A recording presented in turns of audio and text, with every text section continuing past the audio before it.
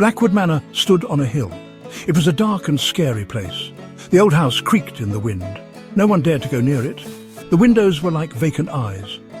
They watched everyone who passed by. The garden was overgrown and wild. Thorny vines covered the walls. It was a place of secrets. Legends whispered of a family that vanished. They disappeared without a trace. Only the manor remained, a monument to their absence. The townspeople avoided it. They said it was haunted. They spoke of strange lights and sounds. Blackwood Manor held a dark and terrible power. "I dare you!" Max's voice echoed in the night. He stood with his friends staring at the manor. "I dare you to spend the night in Blackwood Manor." His friends, Jake and Emily, exchanged nervous glances. They had heard the stories. The thought of entering that house filled them with dread. "No way," Jake said, his voice trembling. "It's haunted. Everyone knows it." Emily nodded in agreement. "Yeah, Max, it's not safe. Let's just go." But Max was determined. He had always been the bravest among his friends, never one to back down from a challenge. The stories about the old manor didn't scare him. In fact, they intrigued him. He was curious to see if the tales of ghosts and strange noises were true or just figments of overactive imaginations. He laughed at their fears. "Don't be scaredy cats," he teased, his voice echoing with confidence. "It's just an old house. There's nothing to be afraid of." His friends, Jake and Emily, exchanged nervous glances but couldn't help but smile at Max's bravado. They had always admired his fearless nature, even if it sometimes got them into trouble. The manor stood before them, its windows dark and empty, like eyes that had seen too much. The paint was peeling and the garden was overgrown with weeds. It looked like it had been abandoned for years, a relic of a forgotten time. Yet there was something almost inviting about it, as if it were daring them to uncover its secrets. He marched towards the manor with a determined stride. Jake and Emily hesitated, their feet rooted to the spot. They could feel the weight of the stories they had heard about the place pressing down on them. But they couldn't let Max go alone. They took a deep breath and followed him, their hearts pounding in their chests. Reluctantly, they followed him up the creaking steps to the front door. Each step seemed to groan under their weight, as if the house itself were protesting their presence. The air grew colder, and the sense of unease deepened. They exchanged nervous glances, but Max's unwavering determination kept them moving forward. Max pushed the door open. It creaked like a scream, the sound echoing through the empty halls. The door seemed to resist, as if it hadn't been opened in years. But Max's strength and resolve won out, and the door finally gave way, revealing the dark interior of the house. The smell of dust and decay filled the air. Cobwebs hung from every corner, swaying gently in the draught. The floorboards creaked under their feet, and the walls seemed to close in around them. It was as if the house were alive, watching their every move. They stepped inside. The door slammed shut behind them with a force that made them jump. The sound reverberated through the house, and for a moment they stood frozen, their breaths coming in shallow gasps. The reality of their situation began to sink in, and the bravado that had brought them here started to wane. A cold wind seemed to blow through the house, though all the windows were closed. It was an unnatural chill that sent shivers down their spines. The air was thick with an unspoken tension, and every creak and groan of the house seemed amplified in the silence. They heard a noise from upstairs, a soft, mournful sigh that seemed to come from the very walls themselves. It was a sound that spoke of loneliness and despair, and it chilled them to the bone. They looked at each other, their eyes wide with fear, and knew that their adventure had only just begun. "Did you hear that?" Emily whispered, her eyes wide with fear. "What was that?" Max swallowed hard, trying to appear brave. "Probably just the wind," he said, his voice lacking conviction. They slowly climbed the grand staircase. The steps creaked under their weight. Each step seemed to echo through the empty house. As they reached the top of the stairs, a figure flickered in the shadows at the end of the hallway. It was a tall, translucent figure in a flowing white gown. It seemed to float, its feet not touching the floor. The friends froze, their blood turning to ice. The air around them seemed to thicken, making it hard to breathe. Every creak of the old house echoed like a thunderclap in the silence. They had heard stories about this place, but nothing had prepared them for the reality of it.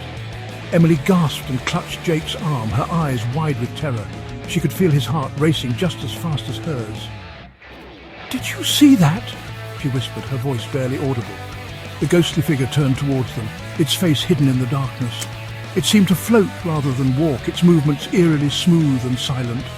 The friends could only stare, paralyzed by fear and disbelief. Max fumbled for his flashlight, his hands shaking uncontrollably. He dropped it on the floor with a clatter, the sound breaking the spell that held them. The figure vanished instantly, as if it had never been there. Silence descended upon the house once more. It was as if the very walls were holding their breath, waiting for the next move. The friends exchanged nervous glances, unsure of what to do next. They stood there for a moment, hearts pounding. The silence was deafening, each second stretching into an eternity. No one dared to speak, afraid that any sound might bring the figure back. What had they just seen? Was it a ghost or something else entirely? Their minds raced with questions, each more terrifying than the last. They had come here seeking adventure, but now they were trapped in a nightmare. Was it real or a figment of their imaginations? They had heard of haunted houses, but experiencing it firsthand was something else. Doubt and fear gnawed at them, making it hard to think clearly. Max, regaining some of his bravado, picked up the flashlight and shone it down the hallway. The beam of light cut through the darkness, revealing the old, decaying walls and cobwebs that seemed to stretch for miles. The light revealed a small, hidden door behind where the figure had stood. It was almost invisible, blending seamlessly with the wall. The friends stared at it, a mix of curiosity and dread filling their hearts. It had been concealed by a tapestry, its intricate designs now seeming ominous in the dim light. What lay behind that door? The friends knew they had to find out, but the fear of the unknown held them back. The adventure they had sought was now a terrifying reality. They cautiously approached the door, their hearts pounding with a mix of fear and curiosity. The air was thick with anticipation, each step echoing in the silence of the night. The old wooden door stood before them, a silent guardian of the secrets within. It creaked open, revealing a small, dusty room.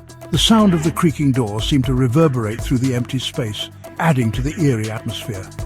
Dust particles danced in the faint light that filtered through the cracks in the walls. Inside they found a table with a candle burning on it. The flickering flame cast long, wavering shadows on the walls, creating an almost hypnotic effect. The room felt frozen in time, as if it had been waiting for their arrival. And beside the candle, a diary. The diary's cover was worn and tattered, hinting at the many secrets it held within its pages. The candlelight illuminated the diary, making it the focal point of the room. Emily picked up the diary and blew the dust off its cover. The dust swirled in the air before settling back down, revealing the intricate design on the leather cover. Her fingers traced the patterns, feeling the history embedded in the material. It was old and leather-bound. The leather was cracked and aged, giving it a sense of gravitas. It felt heavy in her hands, as if the weight of the past was pressing down on her. She carefully opened it, her hands trembling. Each page turned with a soft rustle, the sound almost deafening in the quiet room. Her breath caught as she saw the first page. The first page contained a name, scrawled in elegant handwriting. Jonathan Blackwood. This was his diary. The name seemed to leap off the page, demanding attention. It was a name that carried weight, a name that promised revelations. And as they read his words, a terrifying truth began to unfold. Each sentence painted a picture of a world hidden from view, a world filled with dark secrets and forbidden knowledge. Their expressions grew more fearful with each revelation. Jonathan Blackwood wrote of a secret society. His words were filled with urgency and warning, describing rituals and meetings that took place in the dead of night. The society's influence seemed to stretch far and wide, touching every corner of their lives. A society that met within the walls of Blackwood Manor. The manor itself was described in vivid detail, a place of shadows and whispers. It was a character in its own right, holding its own secrets and mysteries, a society obsessed with the occult and the summoning of spirits. The diary detailed their rituals, their chants, and their unholy ceremonies.